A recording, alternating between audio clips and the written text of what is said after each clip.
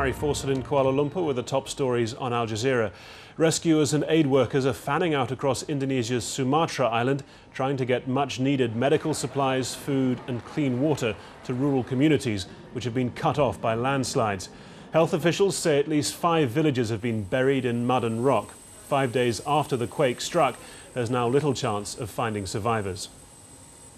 The United Nations nuclear watchdog will inspect Iran's newly disclosed uranium enrichment plant later this month. The IAEA's chief, Mohammad El-Baradei, has praised Tehran's shift from what he called conspiracy to cooperation, but he said concerns remained over Iran's nuclear aims. The Chinese Premier Wen Jiabao is holding a second day of meetings in Pyongyang in a visit aimed at jump-starting the stalled nuclear talks. In what's being viewed as an encouraging sign, Wen spent time on Sunday with North Korean leader Kim Jong-il. Wen also met his North Korean counterpart Kim Jong-il, who said his country was open to bilateral and even multilateral negotiations on its nuclear activities. Typhoon Parma has moved back out to sea and has been downgraded to a storm, but forecasters warn it could stay off the coast of the Philippines for days, bringing more rain and possibly more landslides. The powerful storm battered the northern Philippines over the weekend, killing 17 people. More rain could hamper rescue and recovery efforts in the country.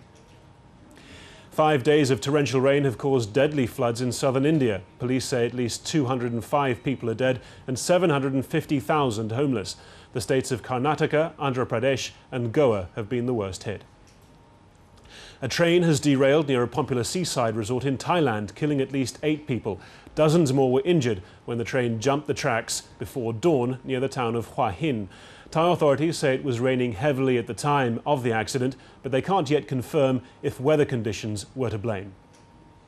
Greece's opposition socialist PASOK party has won the country's snap general elections. The outgoing Prime Minister Kostas Karamanlis has conceded defeat and resigned from his party's leadership.